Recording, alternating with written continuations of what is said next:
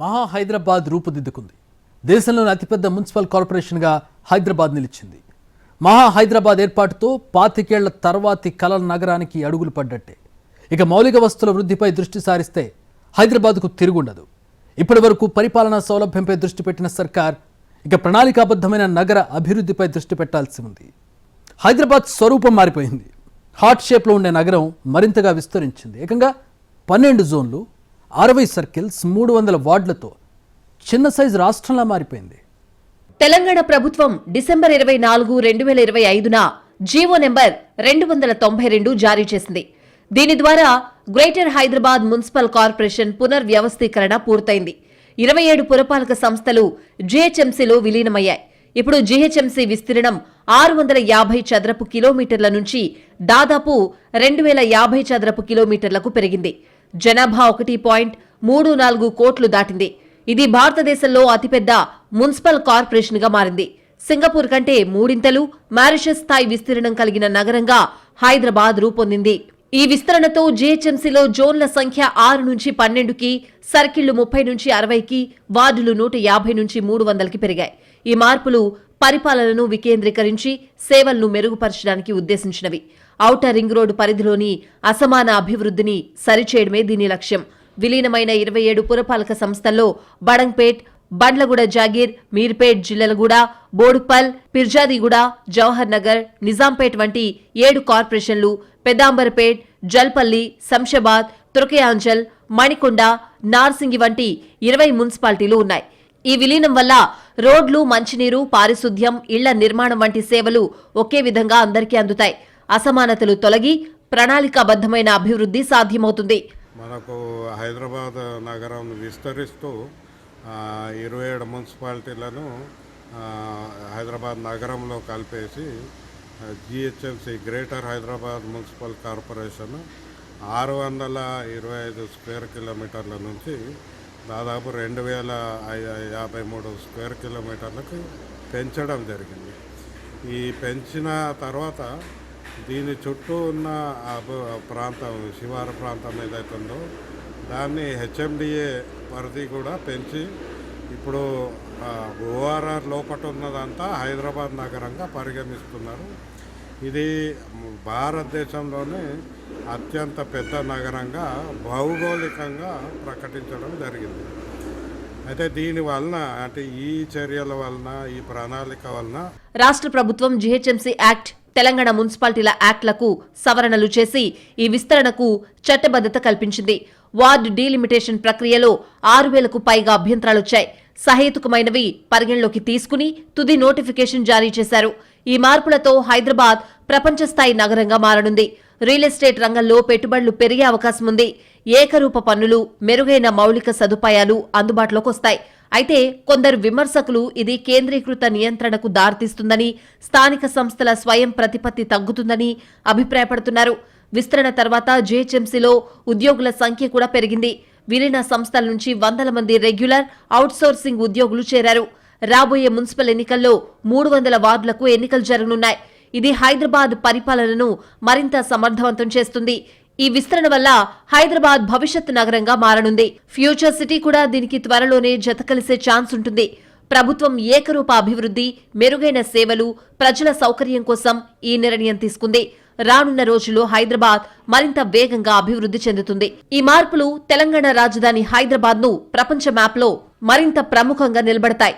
పరిపాలనా సౌలభ్యం, ఆర్థిక వనరుల సమీకరణ మెరుగవుతాయి. సుమారు 2050 చదరపు కిలోమీటర్ల మేర విస్తరించిన ఈ మహానగరం ఇప్పుడు దేశంలోనే అతిపెద్ద మున్సిపల్ కార్పొరేషన్ గా అవతరించింది. కొత్తగా ఉప్పల్, కుత్బుల్లాపూర్, మల్కాజ్గిరి, శంషాబాద్, గోల్కొండ, రాజేంద్రనగర్ జోన్లు ఏర్పాటు చేశారు. ప్రతి 45,000 మంది జనాభాకు ఒక వార్డు ఉండేలా ప్రణాళికలు సిద్ధం చేశారు. గతంలో ఉన్న శేరిలింగంపల్లి జోన్ మొత్తం మారిపోయింది.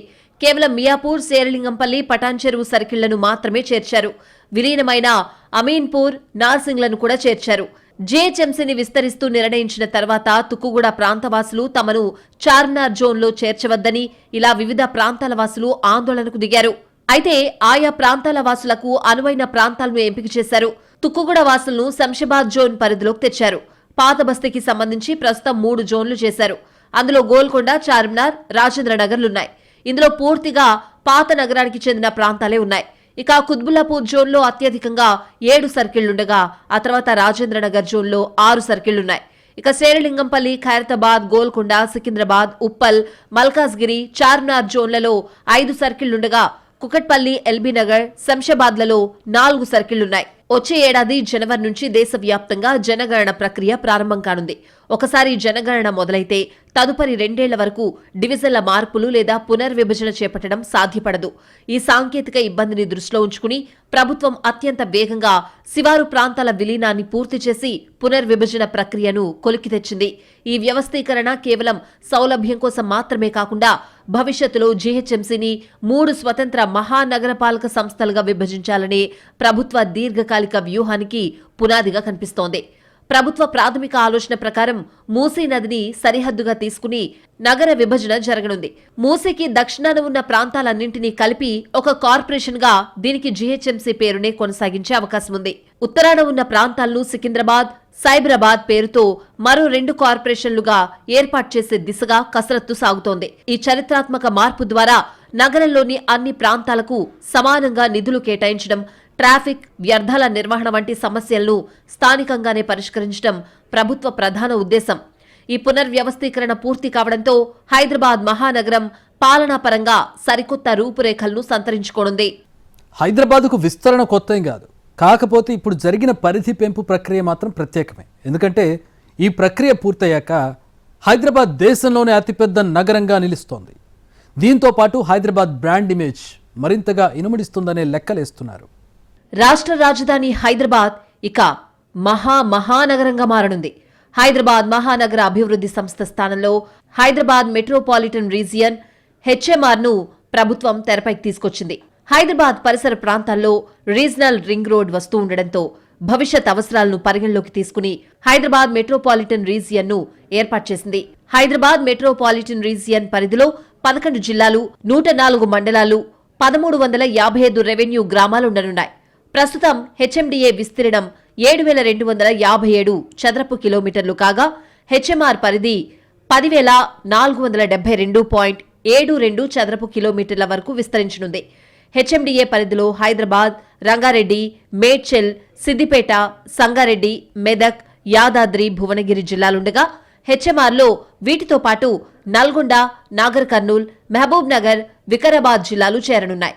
హెచ్ఎండిఏ పరిధిలో రంగారెడ్డి జిల్లా మొత్తం ఉన్నప్పటికీ ఫ్యూచర్ సిటీ డెవలప్మెంట్ అథారిటీని ఏర్పాటు చేయనున్న దృష్ట్యా 36 రెవెన్యూ గ్రామాలను హెచ్ఎంఆర్ నుంచి పురపాలక శాఖ అధికారులు మినహాయించారు. హైదరాబాద్ మెట్రోపాలిటన్ రీజియన్లో రంగారెడ్డి జిల్లాలో అత్యధికంగా 533 రెవెన్యూ గ్రామాలుండగా అత్యల్పంగా నాగర్ కర్నూల్ జిల్లాలో 3 మాత్రమే ఉన్నాయి. కొన్ని జిల్లాల్లో రెవెన్యూ గ్రామాలు ఇప్పటికే హెచ్ఎండిఏ పరిధిలో ఉండగా వాటికి అదనంగా కొత్త గ్రామాలు కలిశాయి. ఔటర్ రింగ్ రోడ్ వరకు ఒకే నగరం అనే ప్రక్రియ అంచెలంచెలుగా జరుగుతోంది. సెప్టెంబర్ 2, 2024లో ఆర్డినెన్స్ ద్వారా 51 గ్రామ పంచాయతీలను ప్రభుత్వం చుట్టుపక్కలున్న పట్టణ స్థానిక సంస్థల్లో విలీనం చేసింది. ఇప్పుడు 27 పట్టణ పాలక సంస్థలు జీహెచ్ఎంసీలో విలీనమయ్యాయి. తద్వారా ఔటర్ పరిధిలో ఏకరీతిన పాలన సాగించడానికి మార్గం సుగమమైంది. వాటర్ దాంట్లో కూడా మనకు చాలా అంటే కంఫర్టబుల్ ఇది ఉన్నది.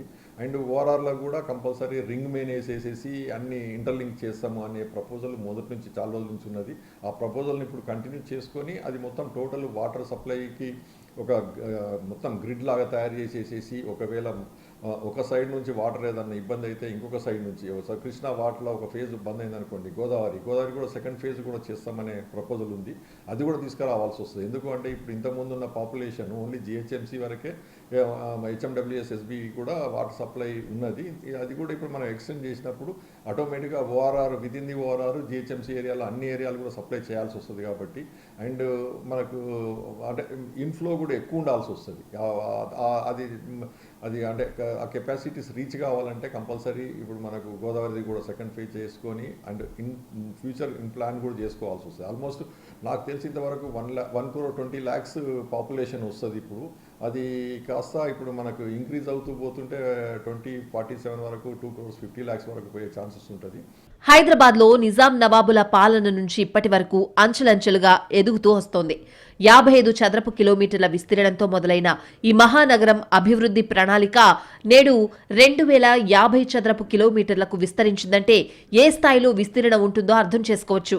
ఔటర్ రింగ్ రోడ్ పరిధిలోని ప్రాంతాలన్నింటినీ తెలంగాణ కోర్ అర్బన్ రీజియన్ గా పేర్కొంటూ ఒకే గొడుగు కింద అభివృద్ధి చేయాలి అనేది ప్రభుత్వం ఆలోచన చేస్తోంది.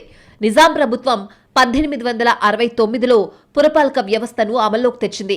అప్పట్లో హైదరాబాద్ జనాభా 3.5 లక్షలు. దాని విస్తీర్ణం 55 చదరపు కిలోమీటర్లుంది. 1933లో హైదరాబాద్ నగరపాలక సంస్థ ఎంసీహెచ్ ఏర్పాటు చేశారు. 1950లో సికింద్రాబాద్ మున్సిపల్ కార్పొరేషన్ ఏర్పాటైంది. 1955లో హైదరాబాద్ సికింద్రాబాద్ మున్సిపల్ కార్పొరేషన్లను ఒకటిగా చేసి ఎంసీహెచ్ చట్టం 1955ను అమల్లోకి తీసుకొచ్చారు. 2007లో రంగారెడ్డి, మెదక్ జిల్లాల్లోని 12 మున్సిపాలిటీలు, 8 గ్రామ పంచాయతీలను హెచ్ఎంసీలో విలీనం చేసి జీహెచ్ఎంసీని ఏర్పాటు చేశారు. 2019లో జీహెచ్ఎంసీ పరిధిని 6 జోన్లు, 150 డివిజన్లుగా విభజించారు. ప్రస్తుతం జీహెచ్ఎంసీ విస్తీర్ణం 650 చదరపు కిలోమీటర్లుంది. ఇప్పుడు శివారులోని మున్సిపాలిటీలను విలీనంతో నగర విస్తీర్ణం 2,050 చదరపు కిలోమీటర్లకు పెరుగుతుంది. విలీనమయ్యే ప్రాంతాన్ని కోర్ అర్బన్ రీజియన్ గా వ్యవహరిస్తున్నారు. విలీనంతో మాస్టర్ ప్లానింగ్, రవాణా కనెక్టివిటీ తదితర మౌలిక వస్తువులు మెరుగవడంతో పాటు ఆ ప్రాంతం వరకు ప్రజలకు మెరుగైన సేవలు అందుబాటులోకొచ్చి అభివృద్ధి చెందుతుందని ప్రభుత్వం అభిప్రాయపడుతోంది. ఇంకా ట్రాఫిక్ పరంగా, పర్యావరణ పరంగా ఒత్తిడి తగ్గుతుంది. సమర్థమైన విపత్తు నిర్వహణ సాధ్యమవుతుంది. పెట్టుబడులకు అవకాశం ఉంటుంది. రోడ్లు, పారిశుద్ధ్యం, నీటి సరఫరా తదితర సదుపాయాలు అందరికీ సమానంగా అందుతాయి. పరిపాలనా సామర్థ్యం, డిజిటల్ గవర్నెన్స్ మెరుగవుతాయి. ప్రభుత్వ విభాగాల మధ్య సమన్వయం, పట్టణ ప్రణాళిక ఒకే గొడుగు కిందకొస్తుందని అంచనా వేస్తోంది. అదే సమయంలో రియల్ ఎస్టేట్ రంగానికి కూడా కొత్త ఊపొస్తుందని చెప్తున్నారు. ఇటీవలే కోకాపేటలో ఎకరం 137 కోట్లు పలికిన తరుణంలో మెగా హైదరాబాద్ ప్లాన్పై రియల్టర్లు కూడా హర్షం వ్యక్తం చేస్తున్నారు. రియల్ ఎస్టేట్ కు సంబంధించి దేశంలో మరోసారి హైదరాబాద్ హాట్ స్పాట్ గా నిలవడానికి మెగా నగరం దోహదపడుతుందనే అంచనాలున్నాయి. ఒకప్పుడు హైదరాబాద్ నగరం అంటే చార్మినార్, ఉత్తరాన ఎస్ఆర్ నగర్ వరకు పరిదుండేది. దక్షిణాన చాంద్రాయణగుట్ట, తూర్పున రామాంతపూర్, పశ్చిమాన మెహదీపట్నం వరకు హైదరాబాద్ లిమిట్ ఉండేది. దీన్ని ఎంసీహెచ్ గా పిలిచేవారు. అప్పుడు హైదరాబాద్ నగరంలో 100 మంది కార్పొరేటర్లు ఉండేవారు. ఆ తర్వాత కార్పొరేటర్ల సంఖ్య 150కి పెరిగింది. హైదరాబాద్ మహానగరాన్ని గ్రేటర్ హైదరాబాద్ మున్సిపల్ కార్పొరేషన్ గా మార్చారు. అటు ఉప్పల్ నుంచి ఈసీఐఎల్, హైత్ నగర్, బాలాపూర్, శేరలింగంపల్లి వరకు హైదరాబాద్ నగరం విస్తీర్ణం పెరిగింది. విలీన ప్రక్రియ ముగిశాక తెలంగాణ విస్తీర్ణంలో దాదాపు 40 నుంచి 45% గ్రేటర్ హైదరాబాద్ ఉండనుంది. 5 జిల్లాలు, 47 మండలాలు, 311 గ్రామాల పరిధిలో 6 పార్లమెంట్ స్థానాలు, 28 అసెంబ్లీ స్థానాలుంటాయి. మరోవైపు ఓఆర్ఆర్ వరకు ఉన్న ప్రభుత్వ, ప్రైవేట్ ఆస్తుల వివరాలపై రాష్ట్ర ప్రభుత్వం ఇప్పటికే అధ్యయనం ప్రారంభించింది. జీహెచ్ఎంసీలో విలీనం కానున్న మున్సిపాలిటీల్లో శంషాబాద్, నార్సింగి, మేడ్చల్ పరిధి ఓఆర్ఆర్ కు బయట 2 నుంచి 3 కిలోమీటర్ల దూరం వరకు విస్తరించింది. ఇవి outer ring road growth corridor లో ఉండడంతో అక్కడ పట్టణీకరణ శరవేగంగా జరుగుతోంది. మిగతా ప్రాంతాల్లో ఇంత వేగంగా పట్టణీకరణ లేదు. పైగా ఈ మున్సిపాలిటీలు, కార్పొరేషన్లలో అభివృద్ధి, పట్టణ ప్రణాళికలు అస్తవ్యస్తంగా ఉన్నాయి. పెరుగుతున్న పట్టణీకరణ ఒత్తిడిని, వనరుల పంపిణీలో అసమానతల వల్ల మౌలిక వస్తుల కల్పనలో ప్రాంతాల మధ్య సమతుల్యత లోపించడాన్ని ప్రభుత్వం గుర్తించింది. మెట్రోపాలిటన్ ప్రాంతంలో ఒకే తరహా అభివృద్ధి ప్రణాళికను అమలు చేసే దిశగా విలీన నిర్ణయం తీసుకుంది. అన్ని ప్రాంతాల్లో సమగ్ర అభివృద్ధి ప్రణాళికలను రూపొందించడం, అస్తవ్యస్త కాలనీల ఏర్పాటును నిలువరించడం, జనాభా ఒత్తిడిని అధిగమించడం, విపత్తుల నిర్వహణను సులభతరం చేయడం, అన్ని ప్రాంతాలకు పెట్టుబడులు వచ్చేలా ప్రణాళికలు తయారు చేసే దిశగా ప్రభుత్వం అడుగులు వేస్తోంది. ఓఆర్ఆర్ వరకు మెట్రోపాలిటన్ ప్రణాళికలను అమలు చేసే దిశగా విలీన ప్రక్రియను చేపట్టిన జీహెచ్ఎంసీ విస్తరణతో ఓఆర్ఆర్ అవతలి ప్రాంతాలకు కూడా హైదరాబాద్ ప్రధాన కేంద్రంలో ఉన్న సౌకర్యాలు లభించనున్నాయి. తాగునీటి నిర్వహణలో వాటర్ బోర్డు ప్రస్తుతం ఔటర్ లోపలి ప్రాంతాల్లో ముఖ్య భూమిక పోషిస్తోంది. ఇకపై ఓఆర్ఆర్ అవతల ఉన్న కొన్ని ప్రాంతాలకు కూడా ఈ సేవలు అందుబాటులోకి వస్తాయి. ఈ ప్రాంతాల్లో పారిశుద్ధ్యం, ఇతర పనులను జీహెచ్ఎంసీ చూసుకోనుంది. ఇప్పటికే విలీనమైన కార్పొరేషన్లు, మున్సిపాలిటీల కార్యాలయాలన్నీ జీహెచ్ఎంసీలో సర్కిల్ జోనల్ కార్యాలయాలుగా మారాయి. ఇకపై అంతా ఒకే విధమైన జీహెచ్ఎంసీ తరహా పన్నుల విధానమే ఉంటుంది. మహా హైదరాబాద్ ఏర్పాటుతో భవిష్యత్ అవసరాలకు తగ్గట్టుగా ప్రణాళికల రూపకల్పనకు సమయం వచ్చింది. ఇప్పటి వరకు ఉనికిలో ఉన్న నగరంలో కొన్ని ప్రాంతాలకు సరైన ప్లాన్ లేదు. ఈ సంగతి పక్కన పెట్టి కొత్తగా విస్తరించిన నగరాన్ని పక్కాగా ప్లాన్ చేయాలి. 360 డిగ్రీల కోణంలో హైదరాబాద్ విస్తరణకున్న అవకాశాన్ని దృష్టిలో ఉంచుకుని మౌలిక వసతులు కల్పించాలి. విస్తరణ తరుణంలో జీహెచ్ఎంసీ మినీ తెలంగాణగా మారనుంది. జీహెచ్ఎంసీ పరిధిలో ప్రస్తుతం 1 కోటికి పైగా జనాభా ఉంది. విస్తరణతో మహా హైదరాబాద్ ఏర్పాటైంది. ఈ విస్తరించిన నగరంలో 25 ఏళ్లలో జనాభా 2.5 కోట్లకు పెరగనుంది. ఏటా 5 నుంచి 6 లక్షల మంది పెరిగినా కూడా జనాభా పెరుగుదల ఖాయమే. అంటే రాష్ట్ర మొత్తం జనాభాలో దాదాపు సగం జీహెచ్ఎంసీ పరిధిలోనే ఉంటుంది. ప్రస్తుతం జీహెచ్ఎంసీ వార్షిక బడ్జెట్ 8,000 కోట్లు దాటగా విస్తరణతో 15,000 కోట్లు దాటే అవకాశాలున్నాయి. మొత్తంగా మహా హైదరాబాద్ రాబోయే 50 ఏళ్ల అవసరాలను తీర్చే సామర్థ్యం సొంతం చేసుకుంటుందని భావిస్తున్నారు. తద్వారా నివాసయోగ్య ప్రాంతాల విస్తీర్ణం కూడా పెరిగే అవకాశం ఉంది. భవిష్యత్ పారిశ్రామిక అవసరాలకు తగ్గట్లుగా ప్లాన్ చేయడానికి వీలుంటుంది. మహా హైదరాబాద్లో నివాస పారిశ్రామిక ప్రాంతాల్ని మరోసారి వర్గీకరించి భవిష్యత్ అవసరాలకు తగ్గట్లుగా రూపకల్పన చేస్తామని సర్కార్ చెప్తోంది. పొలిటికల్ ఫుట్ ప్రింట్ కానీ బ్యూరోక్రటిక్ ఫుట్ ప్రింట్ కానీ జరిగిన రోజున ఈ యొక్క environment non sustainability, economic non sustainability, unsafe sustainability అనేది ఉంటుంది. దీన్ని దృష్టిలో పెట్టుకొని దీన్ని పూర్తిగా ఒక సైంటిఫిక్ ప్లానింగ్ కింద ఒక ఫుట్ ప్రింట్గా వేయాలా. ప్రాముఖ్యంగా చూస్తే ప్లానర్స్ వాళ్ళు డెవలప్ చేసే ప్రక్రియలో ఒక ఫ్రాక్టల్ డైమెన్షన్ అంటే దరిదాపుగా ఒక 2.5 నుంచి 3.5 వరకు ఉండాలి ఆ ఇండెక్స్. అంటే ఒక మనం చిన్న అద్దం మొక్కలో మన మొహం ఎలా కనపడుతుందో పెద్ద అద్దం మొక్కలో కూడా అదేవిధంగా ఫీచర్స్ కనపడతాయి. అంటే అటువంటి ఫీచర్స్ ఉండగలిగే ఒక కన్సిస్టెన్సీ, ఒక కంటిన్యూటీ, ఒక రెగ్యులారిటీ ఉండే వ్యవస్థను డెవలప్ చేసుకోవాలా. అది నెట్వర్క్లో ఉండే నెంబర్ ఆఫ్ జంక్షన్స్ కానీ, నెట్వర్క్లో ఉండే నెంబర్ ఆఫ్ లింక్స్ కానీ, నెట్వర్క్లో ఉండే నెంబర్ ఆఫ్ పాత్స్ కానీ, నెట్వర్క్ డెన్సిటీ కానీ కన్సిస్టెన్సీగా ఉన్న రోజున మీకు ప్రాబ్లమ్స్ రావు. రెండవది ఇంకోటి ఏంటంటే సేఫ్టీ పరంగా కానీ, కంజెషన్ పరంగా కానీ, ఇక psychological behaviour of the road users వలన ఎక్కువగా మనకి ప్రాబ్లమ్ జనరేట్ అవుతున్నాయి. ప్రస్తుతం మహా హైదరాబాద్తో సగం పని పూర్తయింది. అందుకు తగ్గట్టుగా మౌలిక వసతులు కల్పించినప్పుడే పూర్తిగా పనయిందని అనుకోవచ్చు. ముఖ్యంగా రోడ్లు, drainage, sewerage, drinking water, underground power ఇవన్నీ మెరుగ్గా ఇవ్వగలిగితే భవిష్యత్తులో హైదరాబాద్ను కొట్టే నగరం మరోటుండదు. దీనికి తోడు ఇక్కడి వాతావరణం హైదరాబాద్కి మరింత అడ్వాంటేజ్ అవుతుంది. అందువల్ల పెట్టుబడులు రావడానికి, కంపెనీలు రావడానికి కూడా హైదరాబాద్కి అవకాశాలు ఎక్కువ. దేశంలో మిగతా నగరాలన్నీ ఏదో ఒక సమస్యతో సతమతమవుతున్నాయి. ఢిల్లీకి పొల్యూషన్, బెంగళూరుకి ట్రాఫిక్, తాగునీరు సమస్య, చెన్నైకి వాతావరణం, తాగునీరు సమస్య, ముంబై, కోల్కతాకి జనాభా సమస్య. ఈ నగరాలతో పోలిస్తే 360 డిగ్రీల్లో భూమి ఉన్నది, ఎక్స్పాన్షన్ కు అవకాశం ఉన్నది ఒక్క హైదరాబాద్కే. ఈ అవకాశాన్ని సద్వినియోగం చేసుకోగలిగితే మెగాసిటీ కాన్సెప్ట్ వర్కౌట్ అవుతుంది. పనిలో పనిగా మహా హైదరాబాద్లో భూముల రేట్లు పెరిగే అవకాశం ఖచ్చితంగా ఉంది. దీనికి ప్రధాన కారణాలు ఏంటంటే జీహెచ్ఎంసీలో విలీనం కావడం వల్ల ఆ ప్రాంతాలకు నగరపాలక సంస్థ హోదా లభిస్తుంది. ఇది స్థిరాస్తి విలువను పెంచుతుంది. జీహెచ్ఎంసీ నిధులు, అభివృద్ధి ప్రణాళికలు అందుబాటులోకి రావడం వల్ల మౌలిక వసతులు మెరుగుపడి నివాస యోగ్యత పెరుగుతుంది. మెరుగైన మౌలిక వసతులు, పాలనా వ్యవస్థ కారణంగా ప్రజలు ఆ ప్రాంతాల్లో స్థిర నివాసం ఏర్పరచుకోవడానికి ఆసక్తి చూపుతారు. తద్వారా స్థానిక భూముల డిమాండ్ పెరిగి రేట్లు పెరుగుతాయి. మొత్తంగా ప్రణాళికాబద్ధమైన మౌలిక వస్తుల కల్పన బాధ్యతను ప్రభుత్వం సమర్థవంతంగా నిర్వర్తించినప్పుడే ఈ మహా హైదరాబాద్ పాలన గాడిలో పడి స్థిరమైన అభివృద్ధిని సాధించగలదు. ఈ హైదరాబాద్ని ఇప్పుడు ఒక మహానగరంగా ఏదైతే మనకు స్టేట్ గవర్నమెంట్ ప్లాన్స్ చేస్తున్నదో ఇది డెఫినెట్గా ఒక రకంగా యాక్సెప్ట్ అందరం చేస్తాము. బట్ ఛాలెంజెస్ ఏంటంటే ఇక్కడున్న ఇన్ఫ్రాస్ట్రక్చర్ ఏదైతే ఉన్నదో, ఎస్పెషల్లీ ఇప్పుడు మనం నీళ్లు కూడా దాదాపు అటు కృష్ణా, గోదావరి అన్నట్టు మనం తెచ్చుకొని తాగుతున్నాము. ఇదే కాకుండా ఇక్కడున్న టోటల్ ఓపెన్ స్పేసెస్, అడవులు ఇట్లా మనకి ఏవైతే ఉంటాయో అంటే బ్రీతబుల్ స్పేసెస్ అనండి, లేదా ఈవెన్ వాటర్ రీఛార్జ్ కావాల్సిన ప్లేస్లు, ఎందుకంటే గ్రౌండ్ వాటర్ డిపెండెన్సీ అనేది ఎప్పటికి ఉంటుంది. అట్లా వాతావరణ మార్పులు అనేది కూడా మనకు చాలా పెద్ద ఎత్తున అవుతున్నాయి. వేడి అనేది ఫుల్ పెరుగుతున్నది. వర్షాలు అనేది కూడా వరదలే వస్తున్నాయి. ఒక్కోసారి ఉన్న కొత్త పట్టణం ఏరియాలో కూడా కొన్ని ఏరియాల్లో మనం చూసినాం. అంటే ఈ హైటెక్ సిటీస్ ఏరియాస్ కానీ డెవలప్డ్ అన్న ప్లేస్లో కూడా వాటర్ లాగింగ్ అనేది కనబడుతుంది. ఇదే కాకుండా ఇప్పుడు మూసీ రివర్ మన డెవలప్మెంట్ అని ఒక పెద్ద ప్రాజెక్ట్ పెట్టుకున్నాం. అది కూడా ఇంకా బిగినింగ్లోనే ఉన్నాం. సో అంటే ఇది చాలా వర్క్స్ మన గవర్నమెంట్కి ఉన్నాయి. అంటే ఇవన్నీ చేస్తేనే మనకు ఈ డిక్లరేషన్కి మీనింగ్ ఉంటుంది. ఆ దిశగా ప్రభుత్వం, పౌరులు సమిష్టి బాధ్యత తీసుకోవాల్సిన అవసరం ఉంది.